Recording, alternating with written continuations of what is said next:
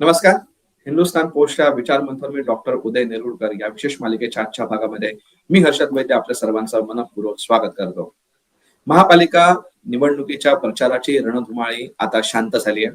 आपण आता जेव्हा मुलाखत आपण रेकॉर्ड करतोय तेव्हा महापालिका प्रचाराची मुदत आता संपलेली आहे. आता आचारसंहिता पुन्हा एकदा सुरू झाली, ती मतदान होईपर्यंत लागू राहणार आहे. या संपूर्ण प्रचारामध्ये बरेच विविध मुद्दे आले, बऱ्याच ठिकाणी आरोप प्रत्यारोप झाले, विविध विषयांवरती राळ उठवली गेली. या सगळ्यामध्ये महापालिका निवडणुकांचा प्रचाराचे नेमके मुद्दे काय राहिले, सामान्य माणसाच्या जिव्हाळ्याचे, सामान्य माणसाच्या गरजेचे मुद्दे खरंच प्रचारात आले का, की कुठल्या तरी वेगळ्याच मुद्द्यांवरती ही सगळी निवडणूक भरकटत गेली? नेमक्या राजकीय पक्षांनी नेमकं कुठल्या गोष्टींवरती प्राधान्य देऊन प्रचार केलेला आहे, या सगळ्याच मुद्द्यांनी चर्चा होणं आज गरजेचं आहे. या 10-12 दिवसांचा आढावा आज आपण घेण्याचा प्रयत्न करणार आहोत. तर यासाठी आज आपल्यासोबत पुन्हा एकदा उपस्थित आहेत उदय नेरुळकर सर. नमस्कार सर, माझा तुम्हाला पहिलाच प्रश्न असा आहे की 2017 नंतर या निवडणुका होत आहेत, मी काही ठिकाणी 2015 नंतर निवडणुका होत आहेत. या दरम्यानच्या काळामध्ये 10-12 वर्षांमध्ये बरंच राजकारण बदललंय. दोन शकलं झाली, दोन मोठ्या पक्षांची शकलं झाली, वेगवेगळ्या ठिकाणी कोरोनासारखी महामारी येऊन गेली. सगळंच बदललंय. आताच्या सगळ्या युत्या आघाड्या पण बदलल्या आहेत. आताच्या राजकीय परिस्थितीबद्दल आपलं मत काय, आपलं विश्लेषण काय? जवळपास 3.5-4 वर्षाच्या विलंबानंतर या निवडणुका होत आहेत. मतदार साधारणतः 5 वर्षांनी बदलतो असं आपण म्हणतो, तर इकडे जवळपास 1.5 पिढी 2 पिढ्या बदललेला आहे. त्यामुळे हा बदललेला मतदार, या प्रत्येक मतदारसंघाची बदललेली लोकसंख्या शास्त्र, याचं गणित येणं कोणालाही खूप कठीण गोष्ट आहे. दुसरी गोष्ट अशी आहे की महानगरपालिकांच्या निवडणुकांना विधानसभा आणि लोकसभेपेक्षा सर्वसाधारणपणे कमी प्रतिसाद मिळतो आणि व्होटिंग टर्नआउट जो असतो, मतदानाची टक्केवारी असते, ती सुद्धा कमी होते. आणि मतदारसंघ खूप छोटे असल्यामुळे जे निवडून येतात ते अतिशय कमी फरकाने निवडून येतात. त्यात भरात भर म्हणून ती काय, 2 मोठ्या पक्षांची शक्ल झालेली आहेत. एक राष्ट्रवादी काँग्रेस आणि दुसरं म्हणजे शिवसेना. त्या दोन्ही पक्षांचे उमेदवार, त्याच्यानंतर भाजपचा उमेदवार, काँग्रेसचा उमेदवार, एक अपक्ष, असे 5 ते 7 जण प्रत्येक मतदारसंघामध्ये आहेत.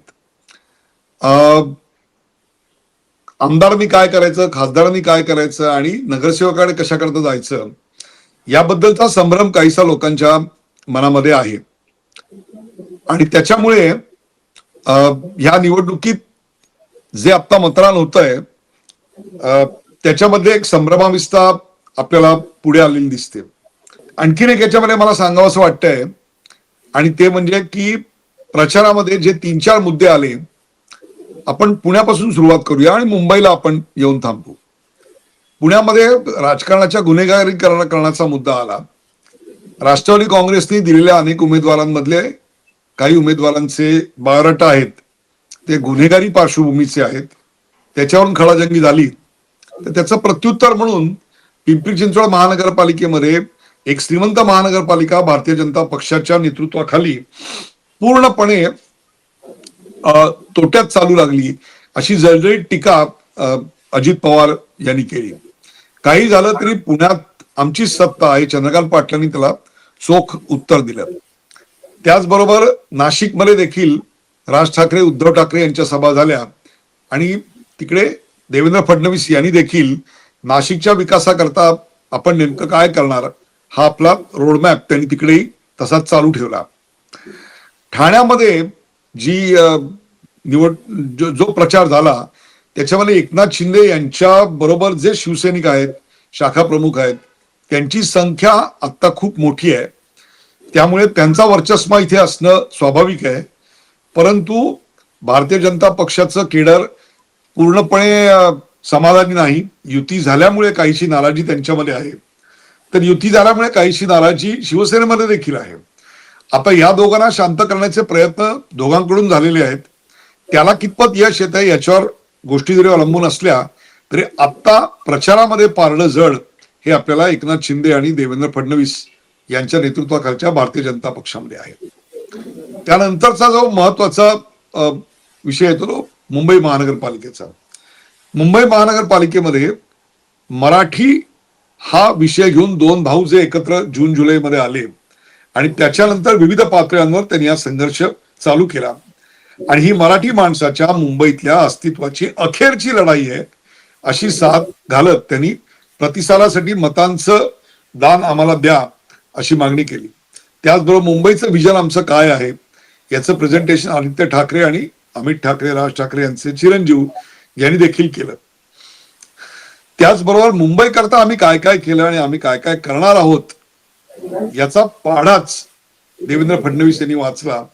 तर तुमच्या काळामध्ये प्रकल्पांची दिरंगाई, तुम्ही मुख्यमंत्री असताना प्रकल्पांची दिरंगाई कशी झाली असा हल्ला एकनाथ शिंदे यांनी देखील चढवला. त्या दोघांच्याही सभा शिवाजी पार्कवर झाल्या आणि त्याबद्दलची संमिश्र भावना जनतेमध्ये आहे. आता या क्षणाला मी असे एक नक्की म्हणू शकेन की ही निवडणूक ही मायक्रो मॅनेजमेंटची निवडणूक आहे. मायक्रो मॅनेजमेंट म्हणजे काय, तर निवडणुकीच्या दिवशी आपला मतदार बाहेर काढणे, त्याला मतदान केंद्रात जाऊन मतदान करायला भाग पाडणे, याची यंत्रणा जो पक्ष उत्तमपणे लावेल त्या पक्षाला यश मिळण्याची शक्यता आता जास्त आहे. अर्थातच ठाणे महानगरपालिका असेल तिथे शिवसेना भाजप, पुणे महानगरपालिका असेल तिकडे भारतीय जनता पक्ष, नाशिकमध्ये भारतीय जनता पक्ष, कल्याण डोंबिवलीमध्ये भारतीय जनता पक्ष यांचा जरी वर्चस्व दिसत असला तरी देखील अनेक मतदारसंघामधली लढत ही विलक्षण कडवी आहे. परंतु मराठीच्या मुद्द्यावर यावेळी मतदाराची साथ घातल्यानंतर मराठी माणूस त्याला काय उत्तर देतो का, विकासाचं जे मॉडेल देवेंद्र फडणवीस सातत्यानं मांडतायत आणि आपण केलेल्या कामांची यादी दाखवतायत त्याला मतदार भुलतो, हे 15 तारखेला आपल्याला कळणार आहे. सर, तुम्ही तुमच्या संपूर्ण उत्तरामध्ये शेवटी दोन महत्वाचे मुद्दे मांडले की एका बाजूने मराठीच्या मुद्द्यावरनं भावनिक साथ घातली जाते, दुसरीकडे विकास कामांची यादी दाखवत तुमच्या उज्ज्वल भविष्यासाठी नेमकं आम्ही काय करणार ह्याची स्वप्न रंगवली जात आहे. आजही सगळ्याच निवडणुकांमध्ये आपल्याला भावनिक साथ घालताना दिसतात. सर्वच नेते सदैव भावनिक मुद्द्यांवरतीच या सगळ्या निवडणुका फिरतात. आजही मतदार ह्या भावनिक आश्वासनांना, भावनिक आव्हानांना भुलतो असं तुम्हाला वाटतं का, की मतदाराच्या मानसिकतेमध्ये बदल झालाय? मतदारांना बुलवण्याकरता अशा प्रकारच्या गोष्टी केल्या जातात, परंतु कुठेतरी मतदान करताना आपली कामं कोण करेल, कोणता पक्ष आपल्याला उपयुक्त असेल आणि कोणता पक्ष या संपूर्ण भागाचा विकास करू शकेल याचा विचार करून लोक मतदान करतात, यात काही शंकाच नाही आहे. त्यामुळे ज्या पक्षाच्या उमेदवारांचा कनेक्ट चांगला आहे त्यांना निवडून यायची संधी निश्चित चांगली आहे. आता उमेदवारांची एवढी सरमिसळ झालेली आहे, कोण कुठल्या पक्षात आहे काही कळत नाही. त्यामुळे चिन्हाला माझ्या मते आता महत्व आहे की या चिन्हाला मतदान करायचं, या पक्षाला मतदान करायचं असं ठरवून अनेक ठिकाणी लोक बाहेर पडणार आहेत. त्यांना उमेदवार कोण आहे याच्याशी नंतर घेणं देणं असेल, परंतु या पक्षाला निवडून द्यायचं असा विचार करून बाहेर पडणारा वर्ग देखील तितकाच मोठा असेल. मराठी या प्रश्नावर संपूर्ण मराठी जगत एका पक्षाला किंवा एका ब्रँडला मत देईल अशी परिस्थिती खरोखरच आहे का याचाही फैसला आता होणार आहे. याचं कारण असं आहे की पूर्वी जी पकड होती ती पकड आता सैल होणं स्वाभाविक आहे. याचं कारण एका वॉर्डचे आता 7-7, 8-8 वॉर्ड झालेत. एक 20 वर्षापूर्वी 25 वर्षापूर्वी एक वॉर्ड होता. पुढे लोकसंख्या इतकी वाढली, रिडेव्हलपमेंट झाल्या, नवीन एरियामध्ये हाऊसिंग कॉलनी झाल्या आणि त्यामुळे एका वॉर्डचे 7 वॉर्ड आणि जो वॉर्ड होता त्याचा ऍक्च्युली एक विधानसभा मतदारसंघ असं अनेक ठिकाणी घडलेलं आहे. त्याच्यामुळे पूर्वी हा आमचा बालेकिल्ला होता या म्हणण्याला आता काही अर्थ उरलेला नाही. आत्ताच्या घडीला तुमचं ग्राउंडवरचं काम काय आहे, लोकांचा कनेक्ट काय आहे, लोकांना तुम्ही त्यांचे प्रश्न सोडवणारे वाटता का, याच्यावर बऱ्याचशा गोष्टी अवलंबून आहेत. सर, याच्यानंतर अजून एक महत्वाचा मुद्दा या प्रचारामध्ये गाजला की जेव्हा ठाकरे बंधूंची मुलाखत झाली त्याच्यामुळे सुद्धा त्यांनी या माणसाचा उल्लेख केला, ते म्हणजे गौतम अदानी, उद्योगपती गौतम अदानी. या गौतम अदानींचं आणि भाजपचं, सत्ताधारी भाजपचं कसं साटलोटं आहे आणि ते एकत्र मुंबईला संपूर्ण त्यांच्या घशात घालण्याचा डाव कसा रस्ता आहे असं ठाकरे बंधूंकडनं सातत्याने सांगण्यात आलं. त्याला प्रत्युत्तर म्हणून मुख्यमंत्र्यांनी देखील त्यांच्या सभेमध्ये भाजप काँग्रेस शासित राज्य असेल किंवा विरोधकांची जी सत्ता आहे त्या राज्यांमध्ये अदानींना कशा पायघड्या घातल्या जात आहे हेही त्यांनी दाखवलं. मराठी माणूस किंवा एकंदर सामान्य मतदार या सगळ्या गोष्टींकडे कसा बघतो, मतदान करताना तो याचा विचार करणार का? आपल्याकडे तुम्हाला आठवण असेल की टाटाचा सिंगूरला नॅनोचा प्लांट येणार होता आणि त्याला ममता बॅनर्जींनी विरोध केला आणि तो अर्धा कन्स्ट्रक्ट झालेला प्लांट तिकडून त्याला हलवावा लागला आणि गुजरातचे तत्कालीन मुख्यमंत्री असलेल्या नरेंद्र मोदी यांनी तो प्लांट एका रात्रीत त्या परमिशन सगळ्या आपल्याकडे दिल्या आणि गुजरातमध्ये आणला आणि मग गुजरातमध्ये नॅनोचं प्रोडक्शन आणि पर्यायाने नंतर त्या तिथे अनेक गाड्या त्यांच्या निर्माण व्हायला लागल्या. याचं नुकसान कोणाला भोगावं लागलं तर पश्चिम बंगालला भोगावं लागलं. टाटा उद्योग समूहाचं नुकसान झालं असेल तर असेल, परंतु सर्वात जास्त नुकसान कोणाचं झालं तर ते तिथल्या पश्चिम बंगालच्या जनतेचं झालं. त्यांना रोजगार मिळाला असता, तिथल्या अर्थव्यवस्थेला चालना मिळाली असती, परंतु या सगळ्यांच्या पलीकडे जाऊन एक एक हेकेखोर अशा स्वरूपाची भूमिका घेतली तर काय होतं याचा अंदाज मग ममता बॅनर्जीला आला आणि त्याच्यानंतर त्यांनी इन्व्हेस्टर्स कॉन्क्लेव्ह ठेवली तेव्हा त्याच उद्योग समूहाच्या प्रमुखांना रिसिव्ह करण्याकरता लाल पायगड्या घालून त्या स्वतः उभ्या होत्या. त्यानंतर अनेकदा कम्युनिस्ट म्हणवल्या जाणाऱ्या या पश्चिम बंगालमध्ये ममता बॅनर्जींनी स्वतःच इन्व्हेस्टरच्या अनेक परिसरात घेतलेल्या आपल्या आढळतात. गुंतवणूक आणि त्या गुंतवणुकीतून येणारा उद्योग आणि त्या उद्योगातून येणारा नोकरदार वर्ग आणि त्या नोकरदार वर्गातून येणारी एक प्रकारची समृद्धी, शांती हे कुठल्या राज्याला नकोय मला सांगा. त्यामुळे अडाणी यांच्यावर टीका करताना आपण एक गोष्ट लक्षात घेतली पाहिजे की ज्या मुंद्रा एअरपोर्टचा आपण वारंवार उल्लेख करतो की जिथून अडाणी उद्योग समूहाचा टेक ऑफ पॉइंट चालू झाला त्याच्या सर्व परमिशन त्याला 2001 पूर्वी मिळालेल्या आहेत आणि माझा अंदाज जर बरोबर असेल तर 2001च्या ऑक्टोबरमध्ये नरेंद्र मोदी हे गुजरातचे मुख्यमंत्री बनले. त्याच्या आधी त्यांना सगळ्या केंद्रांनी परमिशन दिलेल्या होत्या. तेव्हा कोणाचं सरकार होतं आपण एक विचार करा. त्याच्यानंतर त्यांची जी भरभराट झाली आहे ती मध्य प्रदेशामध्ये झाली, ती ओरिसामध्ये झाली, ती केरळामध्ये झाली, ती पश्चिम बंगालमध्ये झाली, ती आप असलेल्या पंजाबमध्ये झाली.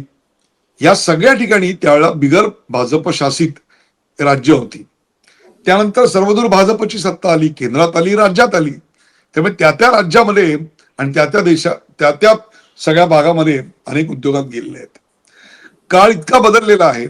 एक पुस्तक आहे सुंदर, where giants learn to dance. Where giants learn to dance म्हणजे एखाद्या उद्योग समूहामध्ये एस्टॅब्लिश असलेले 30-30, 40-40 वर्ष म्हणजे 2-2, 3-3 पिढ्या एस्टॅब्लिश असलेले उद्योग समूह काल आलेल्या वाटणाऱ्या अशा उद्योग समूहाच्या पुढे नांग्या टाकताना आपल्याला दिसतात. परदेशामध्ये अनेकदा आपल्याला घडतं. मला सांगा 15-20 वर्षापूर्वी फेसबुक कुठे होतं? Today it is a third largest population on one under one roof. जर आता फेसबुक हा एक देश असता तर तो भारत आणि चीन यांच्या नंतरचा सर्वात जास्त पॉप्युलेशन असलेला देश झाला असता. तीच गोष्ट ट्विटरची आहे. पहिला रेडिओ आला तेव्हा पहिल्या 5 कोटी ग्राहकांपर्यंत पोहोचायला काही दशकं लागलेली होती, परंतु पहिल्या 5 कोटी ग्राहकांपर्यंत ट्विटरला जायला 10 महिन्याच्या कालावधी सुद्धा पुरेसा होता. हे खूप वेगाने घडतंय. जिओ याचं जे लॉन्च झालं आणि त्यांनी जे 4G आणलं, ते 4G आणलं, जिओनी आपल्या सर्व्हिसेस चालू केल्या, त्या इतक्या वेगानं जनतेनं स्वीकारल्या गेल्या की हे सगळं आपल्याला अकल्पनीय वाटायला लागतं. त्यामुळे अलीकडच्या काळामध्ये जी त्यांचा विकास झाला तो विकास हा 2 माध्यमातून झाला, राईट अपॉर्च्युनिटी राईट टाइम. आणि अनेकदा त्यामुळे जे उद्योग व्यवसाय डबघाईला आलेले होते त्यामुळे ते उद्योग व्यवसाय त्यांनी टेक ओव्हर केले.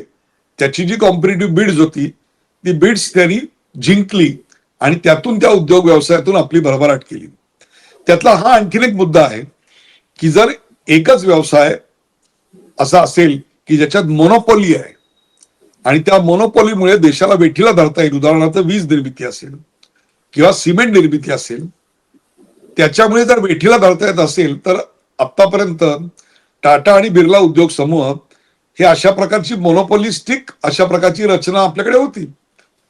त्यामुळे अडाणी समूहांनी त्या उद्योग समूहांमध्ये आपला एक वेगळा ठसा आणि आपलं एक प्रभुत्व सिद्ध केलं. याच्यावरून असा निष्कर्ष काढणं कितपत योग्य आहे याच्याविषयी मला शंका आहे. परंतु आपल्याकडे monopolistic and restrictive trade practices act अशा स्वरूपाचे आपल्याकडे ऍक्ट आहेत आणि त्या ऍक्टच्या माध्यमातून अशा प्रकारे जर कोणी वर्चस्व दाखवत असेल तर त्याला पायबंद घालायची योजना देखील आपल्याकडे सरकारमध्ये आहे आणि कायद्यामध्ये तशी तरतूद आहे आणि तशी पावलं अनेकदा आपल्याकडे उचलली गेलेली आहेत. मुंद्रा एअरपोर्ट जसं त्याला आधी मिळालं होतं तीच गोष्ट परदेशातली आहे. अनेक ठिकाणी असं झालेलं आहे की तिथे अडाणी आधी गेले, त्यांनी कंत्राट साईन केली आणि नंतर देशाचं प्रतिनिधित्व करण्याकरता काही महिन्यांनी काही आठवड्यांनी नरेंद्र मोदी देशाचे पंतप्रधान म्हणून तिकडे गेलेले आहेत. एक दोनदा असंही झालेलं आहे की ते मोदीजींच्या बरोबर गेले आणि त्या पार्ट ऑफ दॅट डेलिगेशन त्यांनी तिकडे करारावर सह्या केल्या. पण तशा सह्या इतर अनेक उद्योग समूहांनी केलेल्या आहेत. ज्या आखातातल्या देशांमधल्या बंदरांचा उल्लेख केला जातो की ते कंत्राट त्यांना मिळालं, ते कंत्राट अगेन्स्ट स्टिफ कॉम्पिटिशन मिळालंय, हे आपण लक्षात घेतलं पाहिजे. त्यामुळे उद्योग समूह आणि त्यांची वाढ याची आत्ताची गणितं ही आत्ताच्या परिमाणात आपण बघितली पाहिजेत. 25-30 वर्षापूर्वीचं परिमाण लावून आपल्याला त्याच्याकडे बघता येणार नाही. तर गेल्या वर्षभर बरोबर एका वर्षापूर्वी महाराष्ट्रामध्ये असेल किंवा संपूर्ण 2 वर्षांपूर्वी राहतात महाराष्ट्र असे किंवा देशभरामध्ये लोकसभा निवडणुकीचं वातावरण सुरू होतं. त्यामध्ये एनडीएला प्रचंड मोठा फटका बसला. फार थोड्या फरकाने त्यांना जागा गमवायला लागल्या. आता तर जेव्हा इतकी ग्राउंड लेवलवरची निवडणूक होते तिथे तर वेगवेगळे स्तर आहेत. म्हणजे मराठी असेल, अमराठी असेल, मुस्लिम असेल, दलित असेल, असे वेगवेगळे मतदारांचे पॉकेट्स आहेत. आता उमेदवारांची संख्या ही प्रचंड आहे. त्यामुळे राजकीय पक्षांची नेमकी रणनीती कशी राहिली आहे, कशी राहिली असेल, त्या त्यांनी कशी रणनीती ठेवावी आणि नेमका कुणाकुणाला कशा कशा पद्धतीने फायदा होईल, काय वाटतं आपल्याला? मला असं वाटतं की ट्रेडिशनली काँग्रेस हा त्यांच्या अनुसूचित जाती जमाती आणि मुस्लिम या आपल्या पारंपरिक मतदारांकडे त्यांचं नेहमीचं आव्हान घेऊन जातोय. परंतु त्यांचं आव्हान आणि एकूणच त्यांच्या पक्षातली चैतन्यहीनता याच्यामुळे त्याला काही फार कनेक्ट त्या समाजाशी राहिलाय असं आपल्याला दिसत नाही. किंबहुना वंचित बहुजनची त्यांनी जी आघाडी केलेली होती त्यातून 17 जागा ज्या वंचित बहुजन लढवणार होतं तिथे त्यांनी उमेदवारच दिले नाहीत. म्हणजे मुळातच त्यांनी मुंबईमध्ये एक प्रकारे हार पत्करली आहे अशा प्रकारचं चिन्ह आहे. आपली मराठी वोट बँक कसोशीला सांभाळण्याचा प्रयत्न ठाकरे बंधू करताना दिसत आहेत आणि ही जीवन मरणाची लढाई, अस्तित्वाची लढाई असं एक चित्र त्यांनी निर्माण केलंय. की तितकंसं बरोबर आहे अशातला भाग नाही. त्याला निवडणुकीत यश मिळावं किंवा यश मिळणार नाही तरी देखील त्यांच्या पक्षाच्या प्रभावात काही पूर्ण होईल, परंतु अस्तित्व त्यांनी संपेल अशी काही मला गोष्ट वाटत नाही. त्यामुळे शेवटच्या क्षणाला मतदार आपल्याकडे वळवण्यात, बाहेर काढण्यात ज्या पक्षाला यश येणार आहे त्या पक्षाला निवडणुकीत यश 100% आहे. सर, तुम्हाला या मुलाखतीचा शेवटचा प्रश्न मला असा विचारायचा वाटतोय, माध्यमांमध्ये सुद्धा मुंबई असेल, ठाणे असेल किंवा मुंबई महानगरपट्ट्यातल्या महापालिका असतील, फार फार तर पुणे, नाशिक या सगळ्या महानगरपालिकांच्या प्रचाराचा संपूर्ण आढावा घेतला गेला की त्याच्याचवरती माध्यमं सगळी लक्ष केंद्रित करून होती. पण याच्या बाहेरही बऱ्याच महानगरपालिका आहेत. तिथे काय चालू होतं, तिथे आता नेमके कशा प्रकारचे वारे आता सध्या वाहत आहेत आणि कुणासाठी तिकडल्या मतदारांचा राजकीय कल असणार आहे, आपल्याला काय वाटतं? हर्षदे, बरोबर आहे की सगळ्या माध्यमांचं लक्ष होतं ते मुंबई, ठाणे, नाशिक, पुणे या भागातच होतं. परंतु आपल्याकडे लातूरला निवडणूक आहे, अकोल्याला निवडणूक आहे, धुळ्याला निवडणूक आहे, मालेगावला निवडणूक आहे, नांदेडला निवडणूक आहे.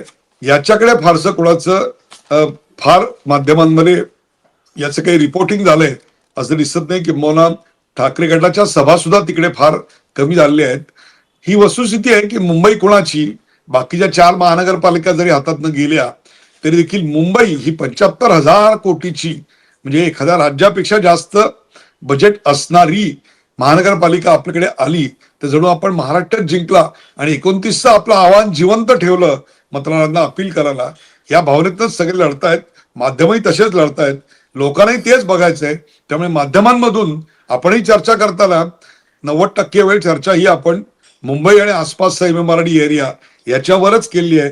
त्यामुळे चंद्रपूरला निवडणूक आहे, जळगाव, जालना, नांदेड, उल्हासनगर, वसई विरार, भिवंडी, अकोला इथली चर्चा आपण देखील केलेली नाही. वस्तुस्थिती आहे, कारण पिक्चरचा हिरो आता जर कोण असेल तर 28 साईड हिरो वाटतात आणि मुंबई महानगरपालिका हा एक हिरो वाटतोय. सर, आपण आज प्रचार संपल्यानंतर आताच काय चित्र आहे याच्याबद्दल आज चर्चा करण्याचा प्रयत्न केला, त्याचा आढावा घेण्याचा प्रयत्न केला. यापुढेही बरेच विषय येणार आहेत. आता वेगवेगळ्या आता मतदानात काही 2 दिवस फक्त शिल्लक आहेत, त्याच्यामधनं नेमके काय गोष्टी होणार आहेत तेही आपल्याला बघायचं आहे. 16 तारखेला या सगळ्याचा निकाल लागणार आहे, त्यावेळीही आम्हाला तुमच्याशी चर्चा करायची आणि ते सगळं विश्लेषण समजून घ्यायचं आहे. पण आज तुम्ही आम्हाला वेळ दिलात आणि प्रश्नांची सविस्तर उत्तर दिली याबद्दल हिंदुस्थान पोस्ट तर्फे मनःपूर्वक आभार. धन्यवाद. तर आजच्या भागामध्ये आपण प्रचार संपल्यानंतर आज नेमका या 10-12 दिवसांचा मूड काय होता, महाराष्ट्राचा मूड काय होता हे समजून घेण्याचा थोडक्यात प्रयत्न केला. अजूनही बरेच विषय आहेत. आता मतदानाला काही 2 दिवस फक्त शिल्लक आहेत आणि त्यानंतर लगेचच निकालाची वेळ आहे. या सगळ्याचा निकाल काय लागणार याच्याकडे सगळ्यांचंच उत्सुकतेने लक्ष आहे, आमचंही उत्सुकतेने लक्ष आहे आणि आपल्याही मनात त्याच्याबद्दल बरेच प्रश्न आहेत. पण आजची मुलाखत तुम्हाला कशी वाटली हे कमेंट बॉक्समध्ये नक्की सांगा आणि असेच माहितीपूर्ण व्हिडिओज बघण्यासाठी हिंदुस्थान पोस्ट युट्यूब चॅनलला सबस्क्राईब करा आणि फेसबुक पेजला लाईक फॉलो करायला विसरू नका. धन्यवाद.